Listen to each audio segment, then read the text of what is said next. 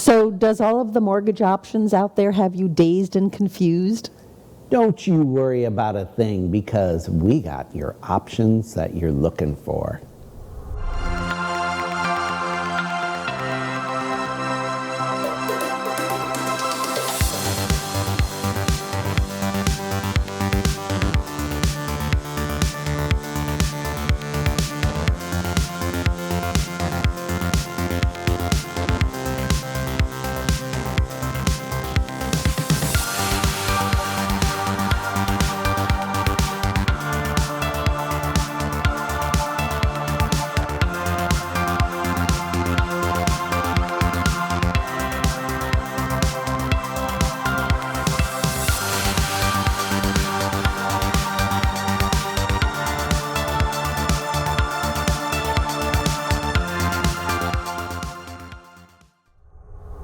Hello, everybody. My name is Barry Horvath, and this is Moving Forward TV with your local market update. And I am DeLynn Gaston. Thank you so much for joining us. So we know out there with the housing market as crazy as it is and everybody vying for houses here and there, we know that it can be dazed and confused. It's super confusing out there. And you know what? Sometimes, I mean, we've been in the business for a long time, and sometimes even for us, it's confusing. It can be confusing. So I can't imagine our realtor partners and our buyers and anybody out there how they can't be confused, because if you don't like what's going on in the mortgage lending world, just wait a minute, because it changes every single day. There's new programs all the time. There's new options. That's our word of the day, options.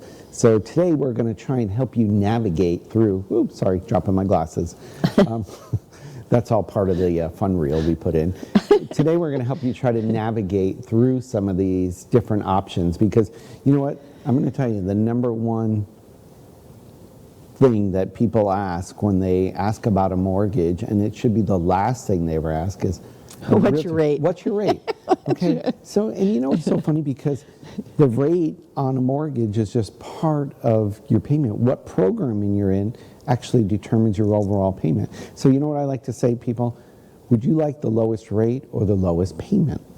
And they're like, well, Barry, I want the lowest payment. Duh. Well, then let's look at asking what your rate is the wrong question. Yeah, so let's figure out what's the best program for you, because different programs, you know, can impact your overall payment. And Absolutely. I think that's what people care about. And when we qualify people, we care about their overall payment. You know, many years ago, there was all of these options for programs. Remember, you had 228s, you had option arms, you had a pick-a-pay, you had, you know, there was like all these different programs. Well, most of those programs are gone. So for the last several years now, what I'm telling people when they call is, you got four choices. You know, you have your conventional loan, you have your FHA loan, you have your VA loan, and you have your USDA loan. And that's for the most part it. So I would say to them, are you a veteran? No. Okay, that knocks that one out. Yep. Now you got three choices left, and that's about it.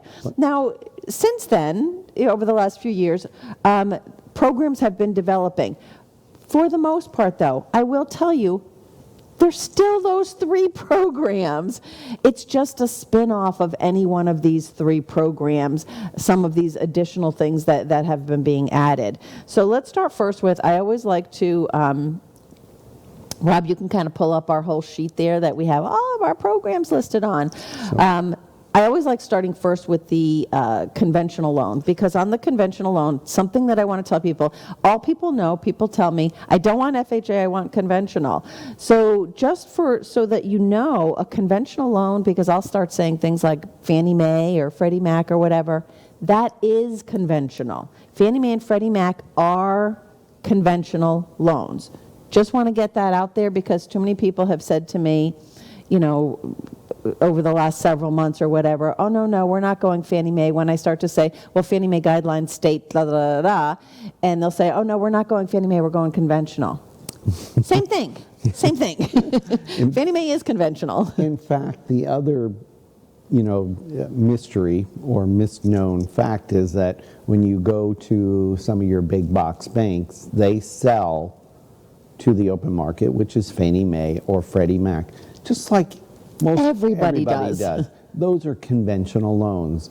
And, the one thing people forget is Fannie Mae and Freddie Mac, they're a real business, okay? They're and they're competing with the portfolio loans, with FHA. FHA is their competition. Yes. So they come out with different spin-offs, as you said earlier, of these programs to make it so that it makes it a safer investment for, their end buyer of that loan. So, so conventional, one of the things that, everybody thought about conventional, you need 20% down.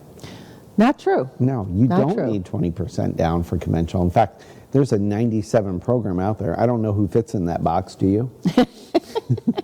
Not anymore, Yeah. with the housing prices going up. But Very the 95 is which means probably 5% down, obviously. 5% You have down. 100% purchase price, 5% down, $100,000 95% house, financing. you need $5,000 down, plus your closing. That's a whole nother show. Where's a but on $100,000 conventional- house? Yeah. I just had to say it because I know all you guys out there right. watching are saying, "Where do you get a $100,000 All right, house?" on a $200,000 house, it's $10,000. On a $300,000 house, it's $15,000. That's 5% down. That's one of the conventional programs. Yeah. But of course, the big thing on conventional loans is the PMI.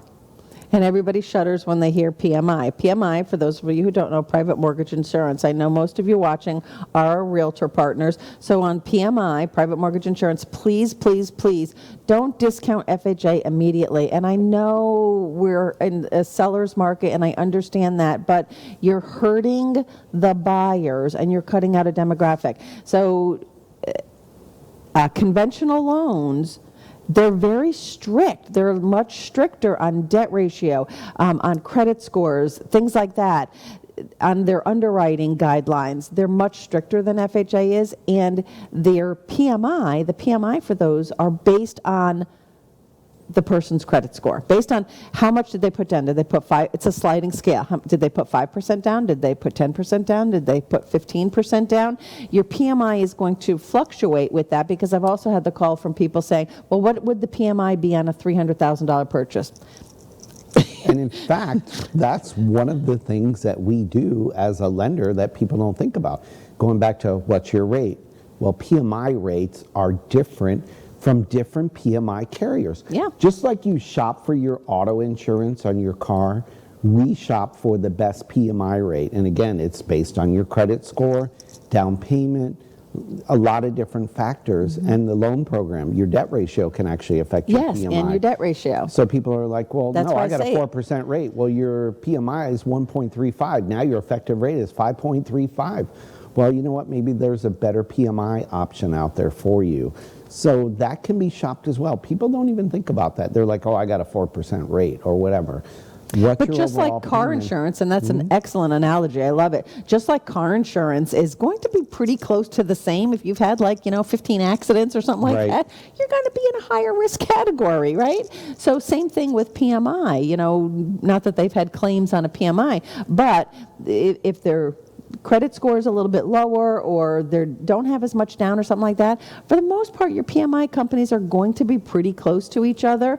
But what isn't sometimes is FHA. FHA sometimes, and I always run it both ways for people to see what is the better payment for them. It doesn't mean that they're a bad person. It doesn't mean that they can't do something. So I'm kind of rolling into... Well, because the government is insuring an FHA loan, so the PMI rate is the same no matter what your score is.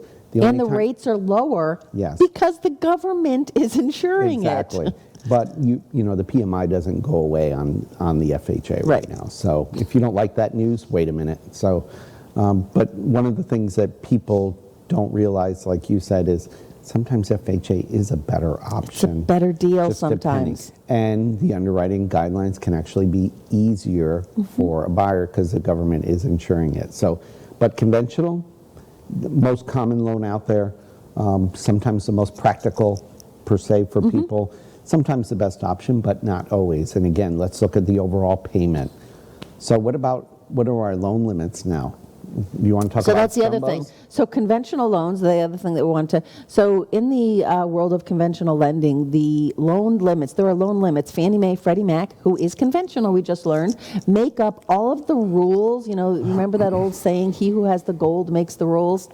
That's them in the mortgage world. So They make up all the rules for the mortgage industry in the entire country. Of course, with government approval, but these are the rules and the guidelines going forward. And they have set limits, and every year they increase those limits by a little bit. And this year was a lot of this year, it was a lot of bit. A lot of it with the market. I mean, The maximum loan limit for a conventional loan is $647,200. So what if the person's, now keep in mind that's a loan. That doesn't mean that that's the most Purchase house price. they could buy to fit into a conventional loan. That just means that that's the maximum loan. So they could buy a $700,000, Right. change house, and as long as their loan is below 647, they're still considered conventional loans. and then when you go into a jumbo, which is another loan program, the guidelines are entirely different. More documentation will be required. The rates Stricter are debt ratios. The rates are entirely different. Rates are higher. Because it's a higher risk. It's a bigger loan amount. And when they pool these investors together to sell a loan, it's harder to sell a jumbo because you have more investors in that smaller pool Right. than that big pool and Right. a higher risk. So So you just have to look at it from a risk standpoint, as if it's your own money you're lending out. Kind of try and do it that way. And, the risks, if you're lending somebody $1 million of your own money versus lending somebody $200,000 of your own money, okay, I'm going to take a little bit more risk if I'm a bajillionaire. Yes. I'm going to take a little bit more risk on lending somebody $200,000 than I am on lending them $1 million. yes. So jumbo is certainly an option. That program is out there. So now let's talk about the next program. Let's go back to your favorite loan. The VA. Yeah. VA, is that the one you mean? No. I have a lot of them written here. I love the VA loan, our veteran loans. For veterans, obviously, for widows of veterans. But here's the biggest thing that people don't realize about the VA loan. VA loans are only for a veteran and a spouse, or a veteran or a widow of a veteran. That's it.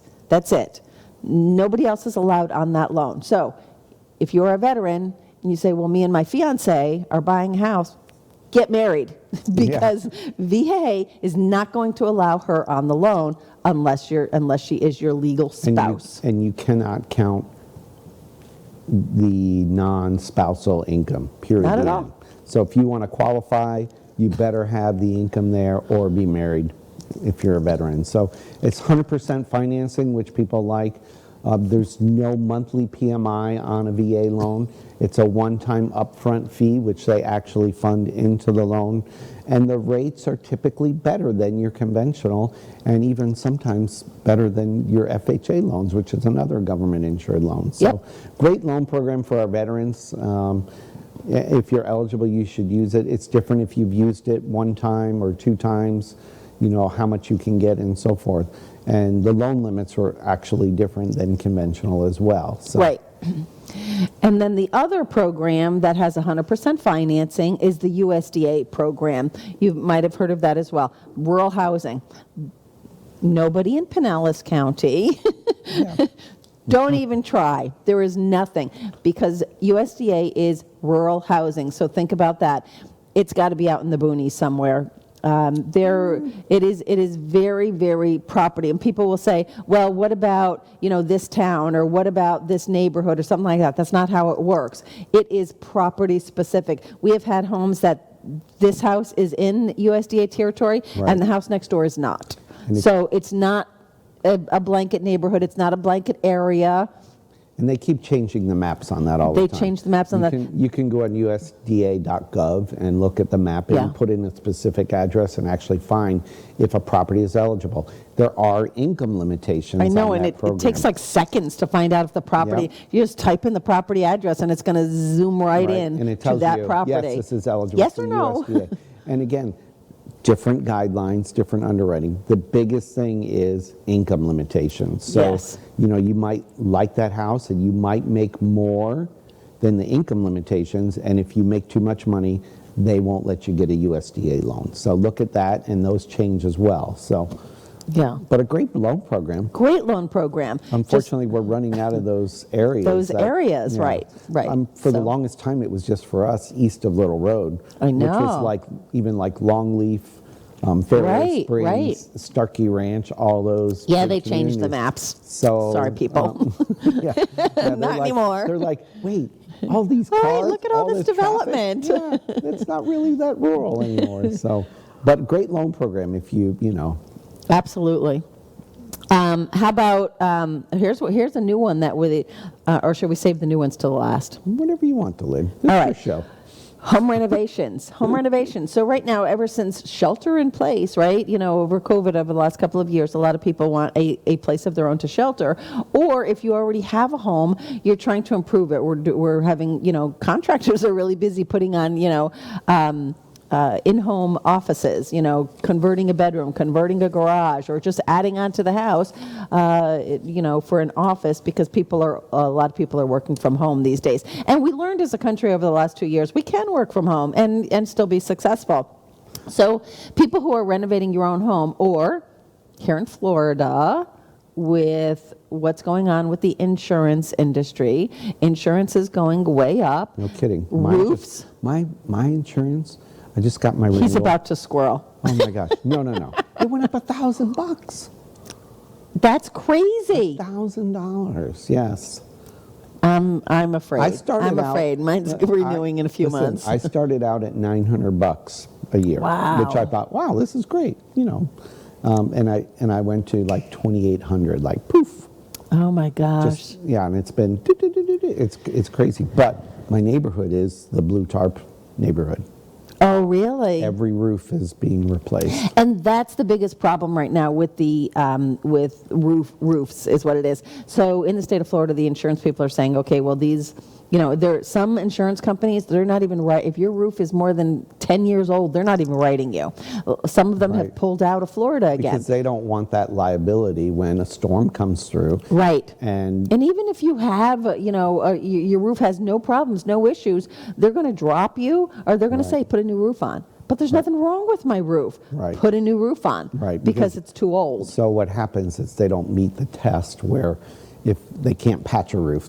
If you remove a few shingles, they're dry, they're brittle, the brittle test they call it, they have to replace your whole roof, which, look at how much roofs have gone up. Have you priced a roof lately? We've seen it because we can do them in these renovation loans. So. Right. And that's, we're kind of squirreling on roofs here. But that was part of the what we were trying to get at is for doing renovations. We have a little, if you want to pull that up for us, Rob. Our renovation program kind of like just touches on some of the stuff that we are allowed to do renovations on, like your roofs for one, the bottom half of that roof's gutters, vinyl siding. Gutters must be expensive now because we're going to renovate someone's house. Well, I guess if you're doing roofs, you do the gutters as well. Siding, pool repairs, which they didn't used to include in these kinds of things. Kitchen updates, a lot of people are renovating. Like I said, you could add a room, that kind of a thing. Bathrooms, air conditioning, all of the expensive stuff, putting a bird cage on your pool. So a lot of those things people are doing to shelter at home. Right. And now we can add that into a refinance, and you can still get, so normally, again, you were talking about the rates earlier, rates are different if you're doing a cash out refinance. You're pulling cash out to go on a vacation. You're pulling cash out to consolidate some debts. You're pulling your cash out to do some home improvements. All of that used to be priced as a cash out refinance. A little riskier. Higher rate, a little riskier for the lender because you're pulling the equity out. The equity is their cushion, keep in mind. So when you're pulling that equity out, I like that analogy. yeah. So when you're pulling the equity out, then it's a riskier loan. But on a renovation loan, because you're taking that money and you're putting it back into the renovation of the home, you're not going to get that cash out. And unlike a normal construction type loan, we don't need a contractor approval. So a lot of times when you're building a house, not only do you have to be approved for underwriting guidelines, but also the general contractor. And on the renovation loans, we don't need to approve that contractor. So that's a good thing. And speaking of construction, we also have a construction loan that's out there now. Now, construction is something that changes a lot, and different lenders are do them a little bit differently, but everyone, as Barry said, you're going to need the builder approved on every single one of them. You're not allowed to do the work yourself. It does have to be done by a licensed, bonded, and insured contractor, obviously. So yeah, the construction when loan is it a comes big to part. construction. And our program is very competitive in the marketplace out there. It can include the land. Yep, include the land. Like literally, we have people, you can come in and you can say, I own this land, that's your down payment. We've actually There had you people go. get money back at closing because their land was worth so much. Right. You know, and they didn't need it. And it's not a cash out refi. And you have 12 months from start to finish, which should be enough. I think it's getting back in line now. I know Yeah. for a while there it was It's like getting 18 with months, some of the supplies, builders. 12 months but from commencement, mind you. So, Yeah. great program, great options out there for people who can't find a house and want to build, but can find land. So Great. The other stuff that we have is we have a bank statement loan, or there are some lenders who have, we're one of them who has bank statement loans. So sometimes self-employed people, you know. what do you mean sometimes? I'm going to correct you before you even Sometimes say self-employed anything. people, by the time they write off all of the expenses and everything, that they're allowed to write off, and the depreciation and mileage and all that kind of stuff, by the time you write that hang stuff on, off, hang on. Let me your rephrase. income is little. Let me rephrase that for DeLynn. What she's really saying is, for those of you who don't want to pay taxes and write off everything, we have a loan that might work for you. It's called a bank statement program, and we just count deposits. We add up your deposits. We add up your deposits over the last 12 or 24 months, and your expenses. So we're going to watch that as well, and we'll see if you can qualify from that perspective. Again, these are alternative programs. Don't expect to get that really low interest rate that you get with the conventional loans or the FHA loans, because this is an alternative program. So the rates and the terms and the programs and things like that are definitely going to be different, and they're going to take a little bit more time. So don't expect it to go as smoothly and easily as if it was a cash transaction or a conventional or an FHA even. They do take a little bit other time. Now, the other one that I did want to mention, I know we're slowly running out of time here. We do commercial loans. Yes. So that's new to us. We have commercial financing. It's not new to us per se, but as a company now, we're back into it because we've done commercial lending back in I the did day. commercial lending for 10 years. That was your thing. I loved commercial lending. I did commercial lending for 10 years. And I'm excited that we have this program back, that we're allowed to do commercial lending now. So if you do have something, apartment buildings, just keep in mind another thing that a lot of people don't know, conventional financing, Fannie Mae, FHA, conventional VA, everybody, 1 to 4 units. If there's 5 units in that building, you have 5 apartments there, that's kicked over to commercial. There is no wiggle room with Fannie Mae and Freddie Mac or anybody on that. That is considered consumer, and anything above that is considered commercial. So if you have a 6-unit apartment building or something like that, we're going to underwrite that as a commercial loan, just so that you know. And we're also the biggest growing, fastest growing sector in Florida are investor loans. Yes. So people all want to own an Airbnb. And they're going to rent them out on a daily basis, and we can do those type loans as well. So, and even if it's a 1-unit house, on the water or whatever, and you want to do it as an investor, that's fine. We can do that as well under a commercial program. So that's huge right now. Yeah. I mean, hotels are becoming less, and Airbnbs are becoming more. I went down to, I know we're running out of time here, and I want to talk about my favorite new program, which is the doctor loan. But I went down to, was it San Key or something? I don't know. But people actually have signs on their front lawn that say, stop the house hotels. Yeah. So people in these really nice fancy neighborhoods, they don't want that. They don't want Airbnb people in there. They don't want that. That's a big problem. Gulf Harbor's had it, and they can't control it because a lot of those people do. Let's face it, they go away for a weekend. It's a party. Yes. You don't know who's in the house. Right. It's transient population. But for investors, they're making big money. Instead of getting $2,000 a month of rent, they're getting $6,000. I know. I know, it is. So- All right, so I know we're running out of time here. So really fast, my favorite program, save the best for Yay. last. It's a doctor loan, and soon to Doctor. come, health and wellness. So right now for medical doctors, we have a 100% program, 100% financing. The guidelines are a little, obviously debt ratio and stuff, but it is a program for doctors only right now, but pretty soon, coming soon, it's going to be the whole health and wellness industry. So, nurses, physical therapists, I would imagine. And people say, why is that a big deal? I'll tell you why it's a big deal. Believe it or not, the biggest challenge for doctors is, the cost of education. Their student Their loans. student loan debts count into your debt ratio when you're qualifying for a loan.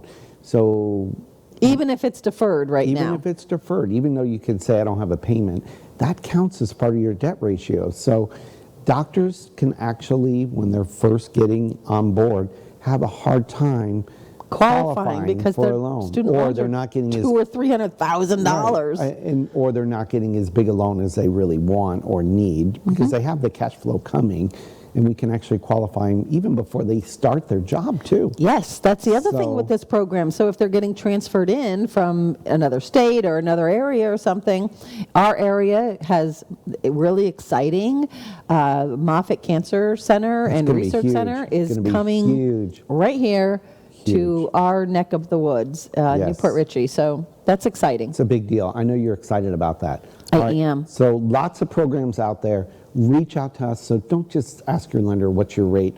Find out which program is You best qualify for you. best for. Yeah, find out which the best for you, and don't ask your plumber for advice. He's really good with your toilet, but not your biggest home loan purchase. And I don't mean to pick on plumbers. I just use them today. So.